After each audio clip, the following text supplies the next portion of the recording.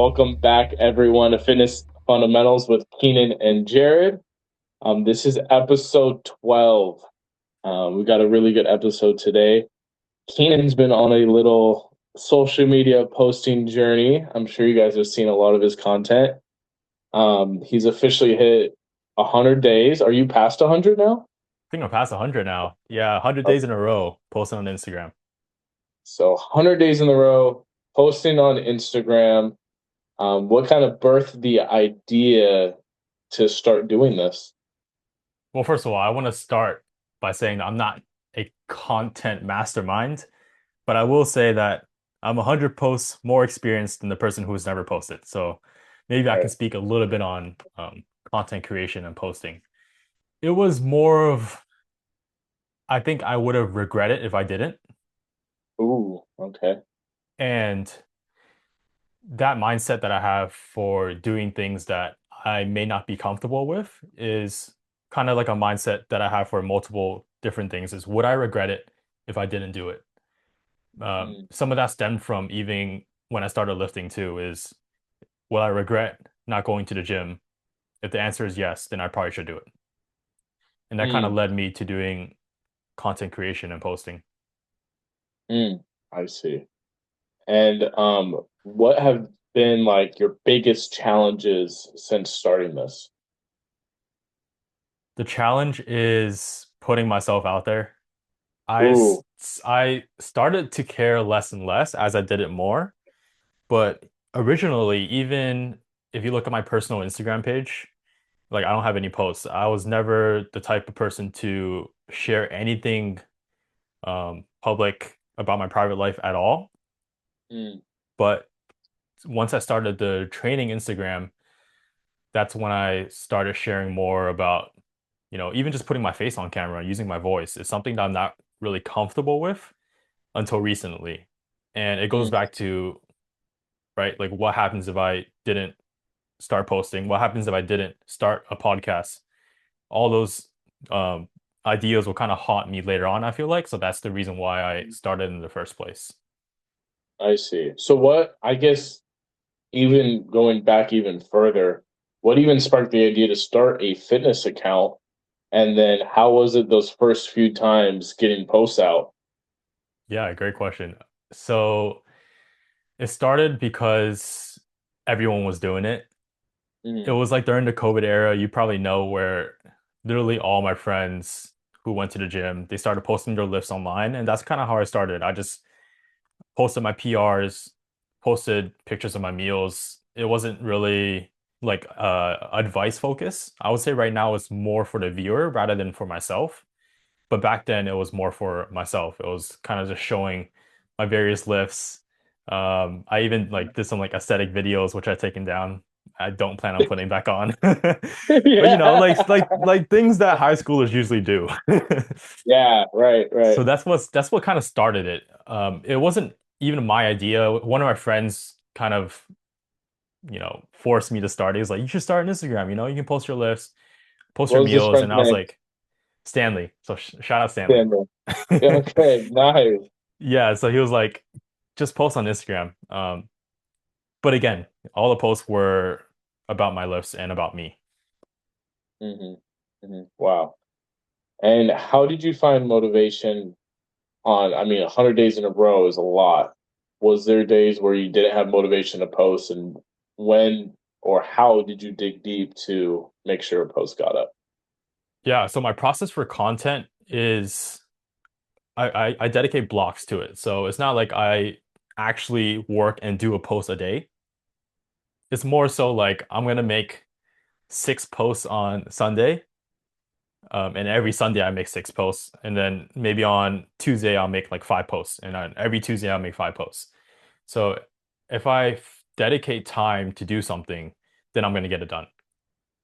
I find it Mm, really hard to come up with a new idea every single day. Because once I find an idea, I'm gonna go ahead and write it down and then make that content the next day. That's usually how it works. mm, And then for the process of making content, a lot of my videos, as you guys probably know, are filmed in BFT. So I'll go to class early for like an hour to an hour and a half to shoot like anywhere from five, my highest was like 10 videos in that one day where I No just way. shoot the content. I have a bunch of ideas rolling in my mind. Um, so yeah, that's how the process works. Wow. And how did you get this like creative nature? Because it's not like your videos aren't just like a one shot. I'm gonna talk for 30 seconds and that's the video.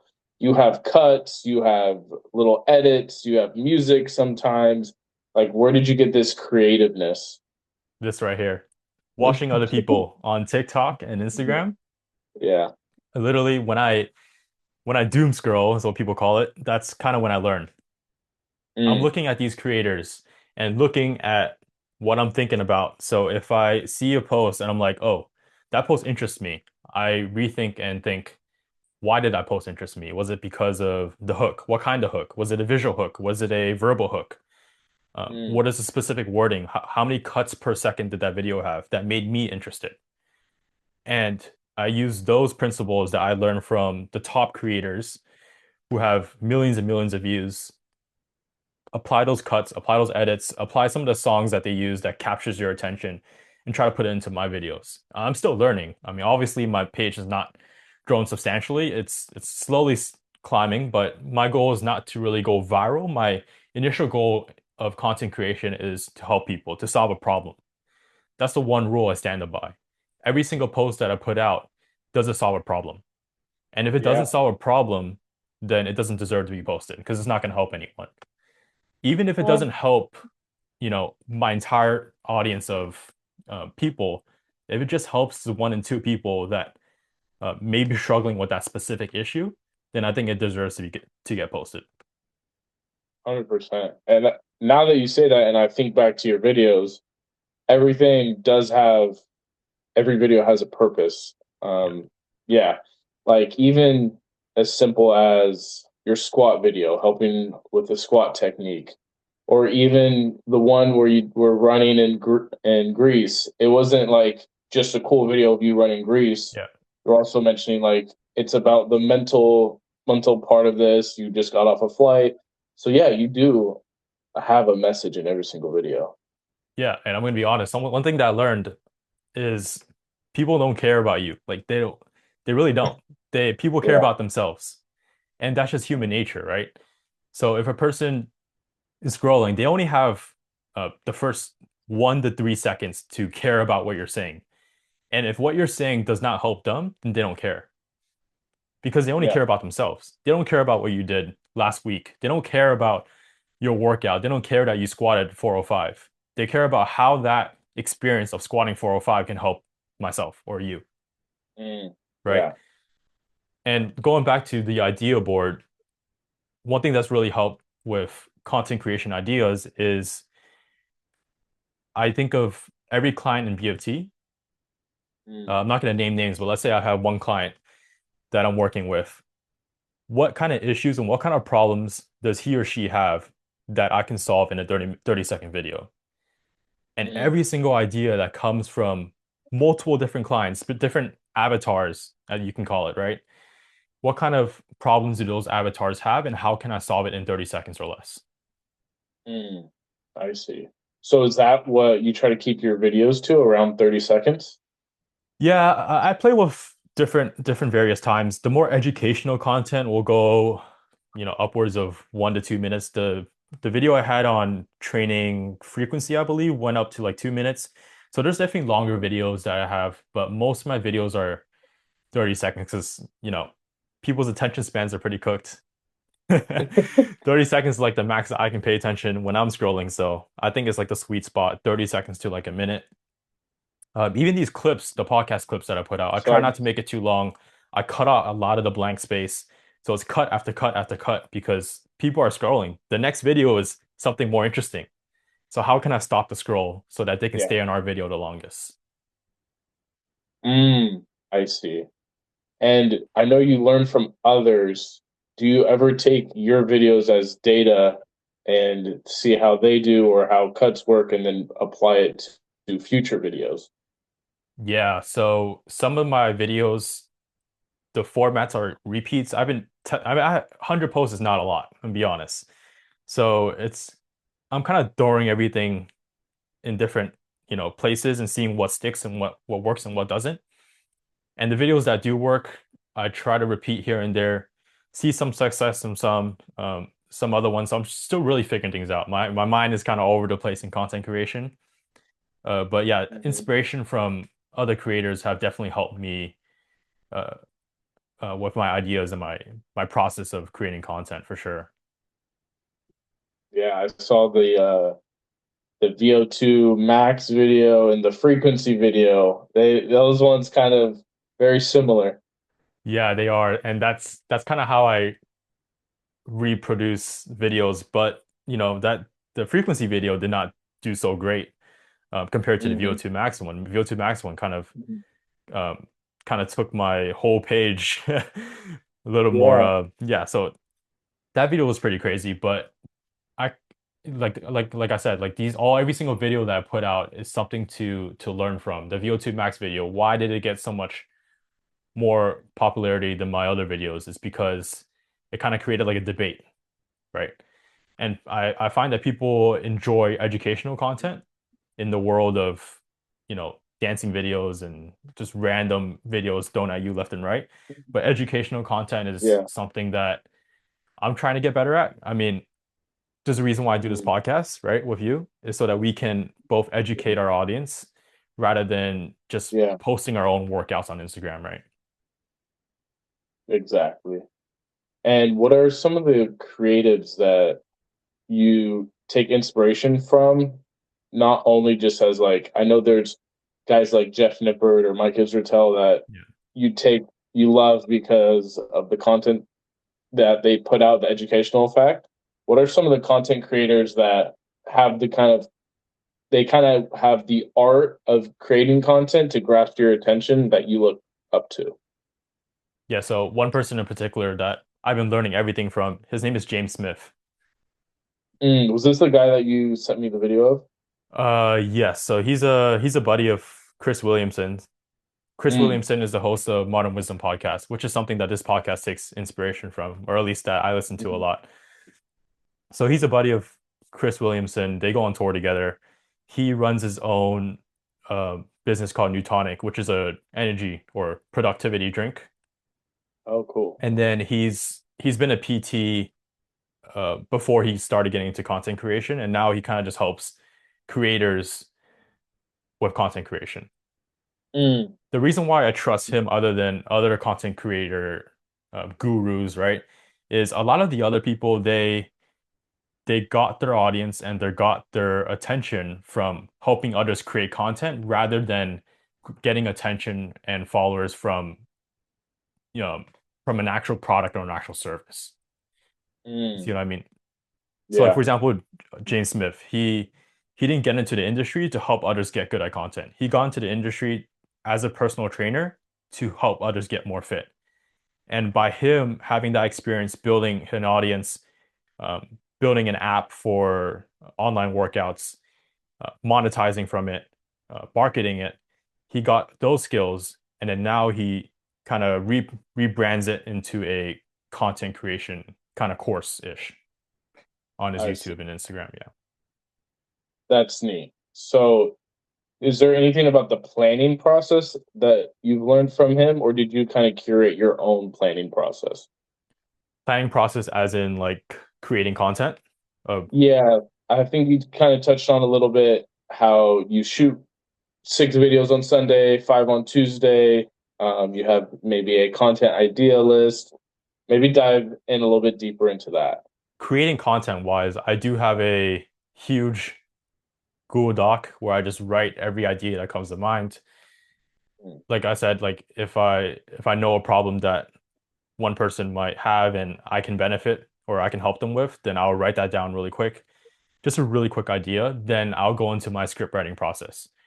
I like to script my videos. It's kind of hard for me to just rip it in one take. mhm. Uh, Even for listening to this podcast, like there's a lot of filler words too, right? A lot of ums and buts. I know I can cut it out during the edits, but when I film a video, I only have a certain amount of time to do it. I don't have all day to think about the idea, say it, think about the next idea, say it. So I just write it down. I memorize the line for the certain clip. I'll say the clip, press end, and then go to my next background backdrop, say it in my next clip, end, and I just add it all together at the end. That's Mm, the process of how I personally think it's the fastest. If yeah. any of you guys in the audience, has a faster way of making content, I would love to hear it. But so far, each video, filming wise, probably takes 15 minutes. 15 minutes. Yeah, and I also like to change the background of where I am at too. So different angles helps with different cuts. The more cuts, the shorter each clip is, and the shorter each clip is, the more fast paced it is. The more fast paced it is, the more the viewer will get sucked into the content. Wow. Wow.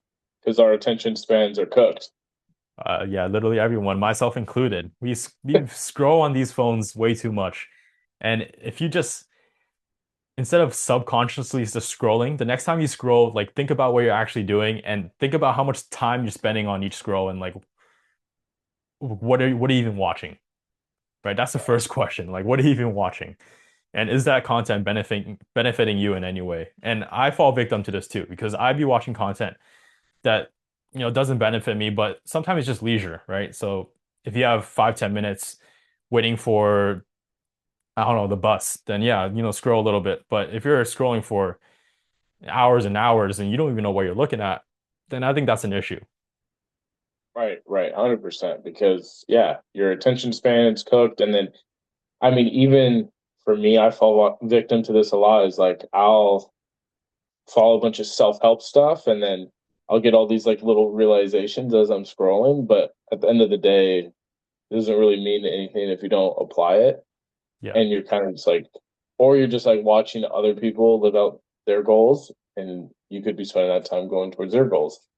right. So it's a very addictive thing that is a definitely a habit that needs to be broken. And I mean, you do a couple hours of scrolling, you can do an hour of working out, and that I'm also just speaking to myself right now. Like I need to, yeah. So oh, it's very interesting how much attention gets um, put through our phones. I know, and you spoke on this at first too, is like even if you think your posts are like what you said, like self-help or like productivity posts, but like if you're reading like 20 different topics within the same time, like are you actually learning and are you actually going to apply the stuff that you're learning, even though it's great content, right? Hmm. Like that's why I think social media is still so powerful. There's so many great creators, great minds out there who can provide so much help. But I think the issue is where you just kind of just reading it just to feel productive when you're not Yeah, actually applying it. I don't know if you do you get that too, or is it just me? I get that. It makes me feel not as guilty for scrolling. Exactly, right? But I'm still trying to figure out, is that big of an issue? Is that bigger than an issue of just doom scrolling and not even thinking about it? Isn't it still better to like at least learn at least something from it? I don't know. So I'm still figuring that out Yeah. myself too. Yeah, and I think there's a time and place for leisure, and if you Yeah. spend your time leisurely doing that, yeah. I mean, you can't optimize every minute of your life. You're Yeah. just relax and just doom scroll for a bit. That's okay. I mean, it's everything's all right in moderation. Yeah. I mean, that's the same lessons that we've been kind of talking about too. Like all these episodes on the podcast. And I mean, I've said it so many times, but that's the reason why I wanted to do this podcast with you is so that we can Mm. just kind of just focus and hone in on a topic and talk about it without any other distractions. And even for the viewer, it might help them too, right? Instead of Right. watching, I don't know how many TikToks you can watch in an hour, but Right. like Oh my God, I couldn't imagine. at least 100 instead of watching 100 TikToks, right? You can listen to it doesn't have to be our podcast, it can be some other person's podcast for an hour, and I feel like you'll get so much more because you have that conversation, you have that back and forth, that nuance within the same topic, not 100 Hmm. posts on 100 different topics. Yeah, yeah. And you know what? Like another thing too that's good with podcasts, when I listen to podcasts, oftentimes I can just throw my earbuds in and like be productive. You clean the house, you're up, you're moving your body, you're burning a little bit of fat, Yeah, exactly. technically. So, I mean, I think long form content it's definitely something that needs to be it needs to stay. It can't be lost. Our attention spans are only going to get shorter and shorter, and then like with the use of AI, like if you have a thought or you have a question, so just thinking about it, you just ask AI, you get it right there. Exactly. So you think about the long term effects of having this power of having all this information at your fingertips, and yeah, it's interesting to think like how this will reshape the human mind as we age. If we do this for decades at a time, like are we just gonna have a puddle brain by the time we're in our 80s? Could be, could be if you're not actively having to use your brain a lot. Yeah. Um, so yeah, also, yeah, I think that's what this podcast helps me with is like it forces me to internally think in my mind and speak to topics that maybe someone would rather just look into AI, but we're speaking from also experience.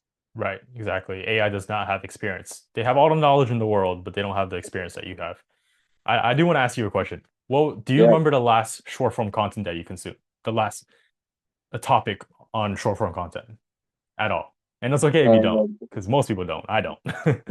right. Yeah. Like no, outside of just like shit on TikTok. No. Yeah. But okay, but now I'm gonna ask you this question. Do you remember the last long form content that you consumed? Yeah. Was watching some long YouTube video, Pop the Balloon. If you See, ever there we seen that. go. So my point there is most people, you included, myself included, don't even remember the last short form video that they watched, right? Right. I was literally scrolling on TikTok 5 minutes before this podcast. Not a great example of whatever, Yeah. but yeah, I was Yeah. scrolling on TikTok 5 minutes before this podcast. I don't remember the last video that I scrolled out of, but I do remember the Yeah. last long form content, and it was actually 2 days ago, which I watched that long form content. So I remember a long form piece of content Mm. from 2 days ago, and I can't even remember the short form content that I scrolled on my phone. What was it? 15 minutes ago now? Yeah, yeah, right. No, that's a super valid point. Yeah. I never thought about that. Yeah, so like even with the self-help stuff, like you're having self-help stuff on TikTok, it won't be as memorable as like listening to a podcast or something like that. No, even the 10-minute video is so much more memorable than 10 Right. videos on whatever. Speaking of AI, have you used AI to help you with, I don't know, any ideas that you have in the gym, or how have you used Mhm. AI to kind of streamline any process that you might have? Yeah, I mean, even today, I was driving home from my client and just hopped on Gemini and was like just talking to Gemini about like, hey, I my co-host has hit 100 posts. What what are some good questions that I could ask him on the podcast? Obviously, I know some simple ones, but like once I get through two or three, it like AI helped me get through that.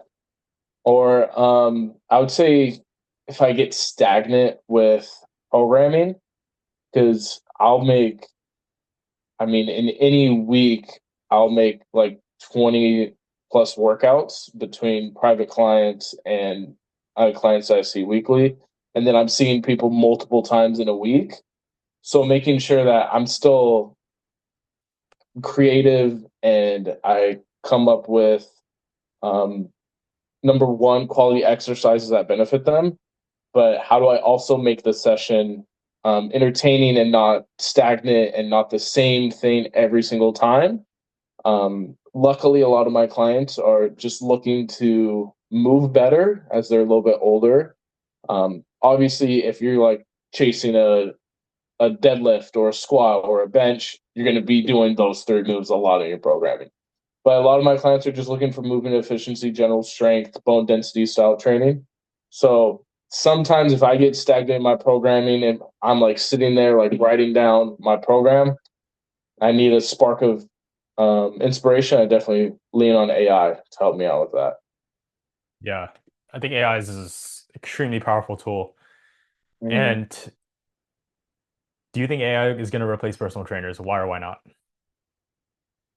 You know what?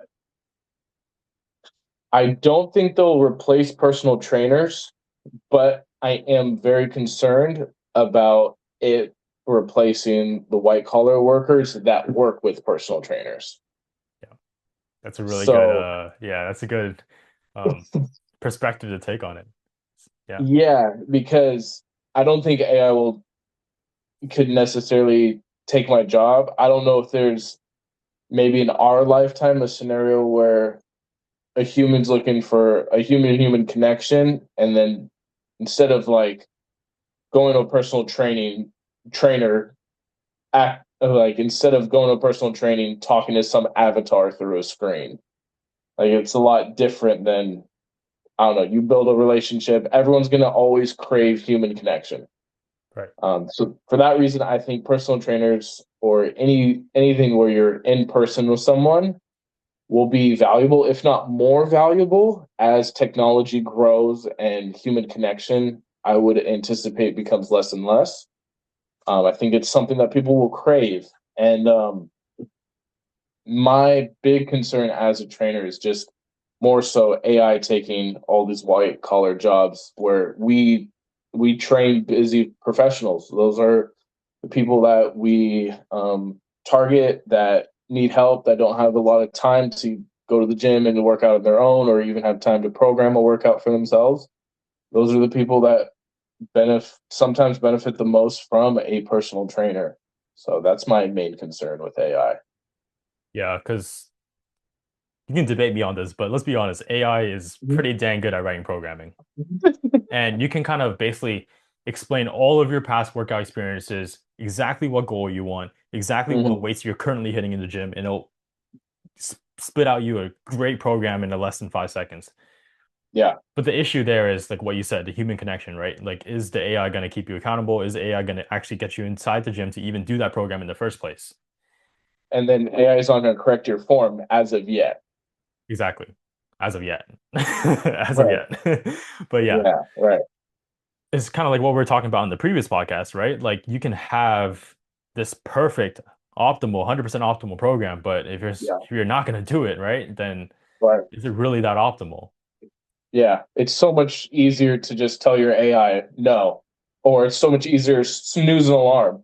If Exactly. someone's like, "Hey, yo, you need to get up," or like, "Hey, you need to get to the gym," or they're like waiting for you at the gym, that's going to hold you accountable, and that's what's going to drive more results. But if someone is perfectly capable of working with the AI tool that keeps them consistent, that's what works for them, that's perfectly fine. But I would say majority of the population is going to want or needs more of a human to hold them accountable, um, because there's something to be said about that human to human connection, not letting down a person. I will let down AI 10 times out of 10, and it won't affect. AI is always going to be there for me. I'm Right. not going to.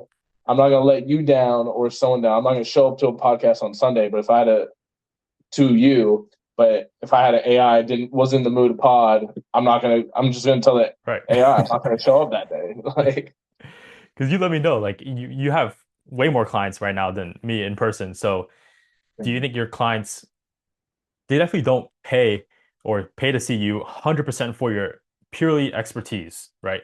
mhm. They hire you to be with you, right? Yeah, And yeah, that goes back to the content creation, right? Is how can I create some my presence online to where it's me, right? hmm, Like I am the brand. When you look at right, my services, right?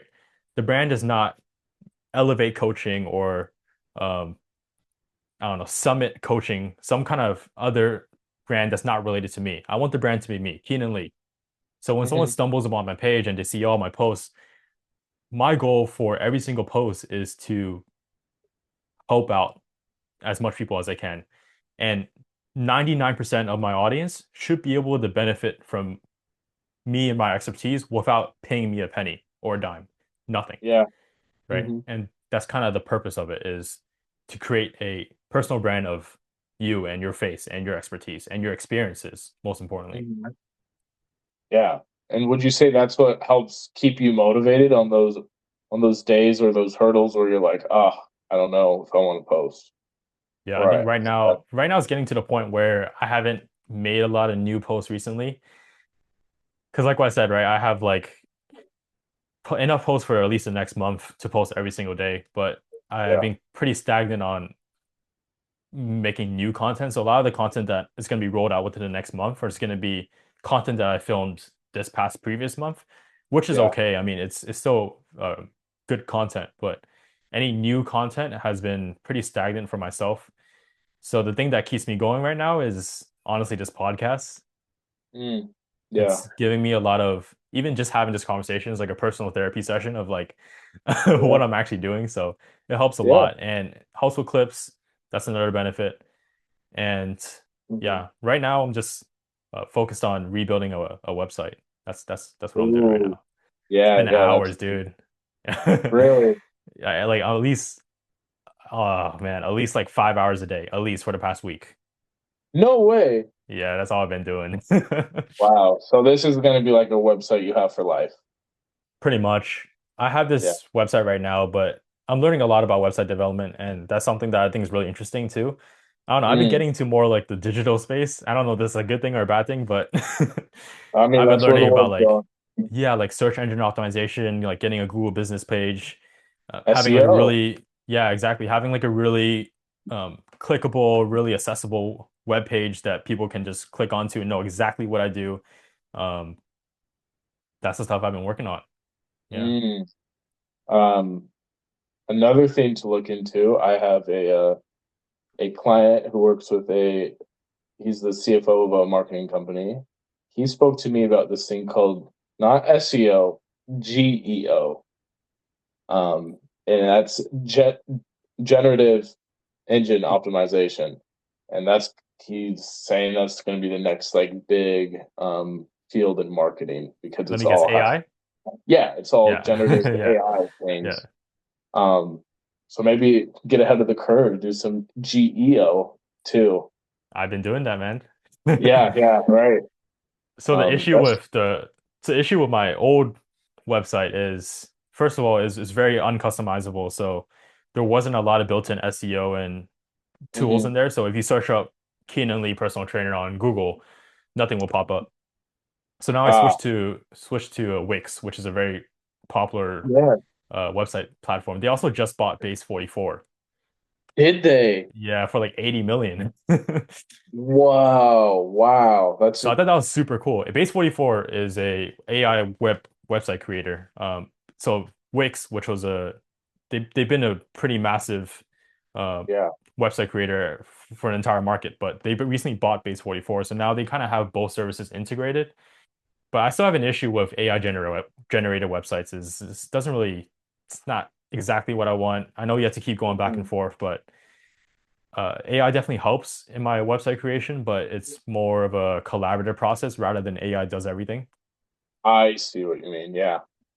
So Yeah. you lean on like tools that help you create what you want versus like sending a prompt into AI and then it's spitting back a website. Yeah, exactly. I And the reason why I like Wix so much is they have a built-in AI chatbot. So if you have any questions, you just ask it. And mm, the SEO and also the AI optimization is like pretty like super good. So uh, mm. I can go on hours and hours about this. I did trial different types of website creation platforms, but the other Yeah. ones didn't really work out, and I think Wix stuck. And currently in the process of building, it's almost done. Getting there. Hmm. I can show you after the pod. Yeah, yeah, that'd be great. No, that's incredible. Yeah, and I would say that's probably, I mean, just as valuable as the content creation itself is like you got to have a landing page for people to go to. Yep. As far as like sustainability goes, I mean, 100 posts in a row is very difficult. Um, do you feel like, do you have a goal of hitting a certain amount in a row, or you just like do what you can and then just like as you're going through month to month, you're figuring out how to level up from there? Yeah. Well, first of all, to correct you, it wasn't really that difficult. I'm gonna be straight up. Yeah. It's not that difficult. I mean, anyone can do it. Anyone can post 100 posts a day. But like the issue is where is it sustainable? Yeah, Right. right. Anyone can go into the gym and work out 100 days in a row. I think anyone can do that. But Mhm. the sustainability of it, can I continue to post every single day? A lot of these people online that I follow are like, it only takes 5, 10 minutes out of your day. And we all have extra 5, 10 minutes out of your day to post. So I'm thinking about that and I'm like, yeah, I probably should be posting every day. But on the other hand, is I want more quality in my content. Right now, it's kind of just quick. If I can work on the quality a little bit and maybe reduce my posts to 3 times a week instead, as long as it stays consistent week to week, then I think I'll be Right. happy. I wouldn't be mad at myself that I don't post every day from now on, but it's definitely feels like a standard to upkeep. Yeah, Does it? right? Yeah. It's like you currently squat this much and you currently bench this much. Like you want to continue to squat and bench that much for the rest of your life. So it's like a standard that you want to upkeep. And if you You fall feel like below that you'd go standard, backwards. exactly, you're gonna feel like a failure. So, but if I can psychologically convince myself that the next posts, if I don't post every day, are better quality, then Yeah, I think I'll be happy with myself. I see. So that's how you reason with it logically in your head. It's either that or I'm being lazy. Yeah. You're not lazy. You're not being lazy. You just said you're spending 5 hours a day on building a website. It's okay if you don't get a post up. I guess last question. Advice to yourself 100 plus days ago, like right before you started posting every day.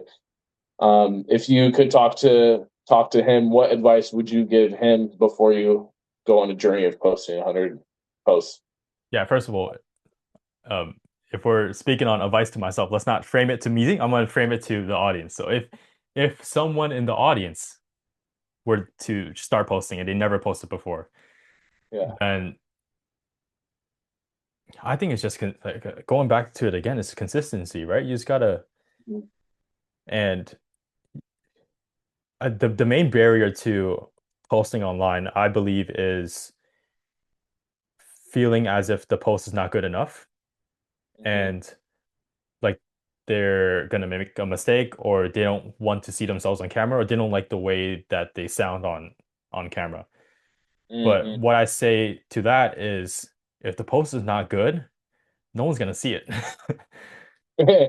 That is Right? true. Yeah. So like that's why I don't really care about putting out posts that, maybe I think aren't great. I don't look good, my hair is not good, or I said too many ums and buts is if the post is bad, no one's gonna see it, so who cares?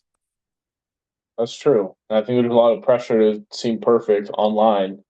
And if you start posting every day, I mean, even with this podcast, like I didn't post on Instagram for like 3 or 4 years. You Hmm. started this podcast, I started posting weekly. Like, so it's like as soon as you start, I feel like even just from my experience, just getting a couple posts out in a row, like let's say after the third post, like now who cares? You're out there. Like just Yeah, keep it up.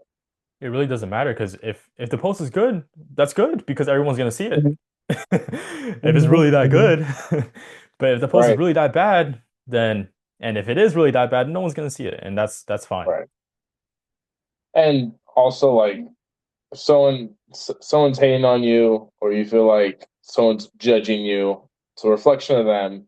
You don't have to take that personally. It's Right. just a reflection on them. And um, who could hate on someone for trying? Right. And thankfully right now at least I'm not to the point of popularity to where you get a lot of hate comments because usually with fame comes with a lot of hate. So I personally can't speak a lot on how to handle hate online, but maybe I can listen back to this podcast if I do eventually get to that level. Then Yeah, right, I would say like those people are like just bots. Like they're not like, they're not gonna say that to you in person. right, yeah, Okay, but now if there's an issue where the people that are close to me. So like if you or my family members will say something yeah, about my post, be like, oh, this wasn't really quite right. Then maybe that's when I really have to reflect is, am I going in the right direction? right, right. Because sometimes people when they get to a level of fame and popularity, they can kind of deviate from uh Core what values their are. previous core values, yeah, what their mission was initially. Right. So who knows? Maybe I'll listen to this podcast again in 10 years and things will be different. Ooh, ooh, put that aura farming right now. But yeah, no, for sure. And yeah, I think if you have quality people around you, and maybe they're not necessarily bringing you down, but giving you advice, really important. Take that feedback, reflect on it. Yeah, really important. If you got quality people around you, you know they're quality people, and they give you some advice or they say, "Hey, look in this direction." Really important to reflect, see if you agree with that, and maybe you can move differently. But if you think you have quality people and you see them and they're saying X, Y, Z about it, and you might feel like they're bringing you down. Maybe that's a sign that it's time to cut those people out of your life. And I feel like I hear a lot of people as they start to get successful, they always have to cut people out of their life, or they're trying to leech off you, or things like that. That's not a place that I don't think a lot of people want to be. They might think that they aspire to be, rich and famous, but sometimes it doesn't come with the best consequences. That's true. Well, that's a worry for a decade from now. Yeah, I know. It's not even a worry that we should even be thinking about right now. But Right. but Um, anyways, yeah, yeah. I hope this podcast, if you are on the edge of posting, maybe you're starting a small business, maybe you have some great ideas that you want to get out there, but you're just struggling to hit that post button. Hopefully, this is a sign to just do it. It's something that I've gone through and definitely don't regret it. And if you do feel like you're regretting of not posting, then that's your sign. Yeah. You have great advice. Great episode. Yeah, great episode. Nothing fitness related, but I mean, some, but yeah, yeah, for the most part. No, it's good. It's all important.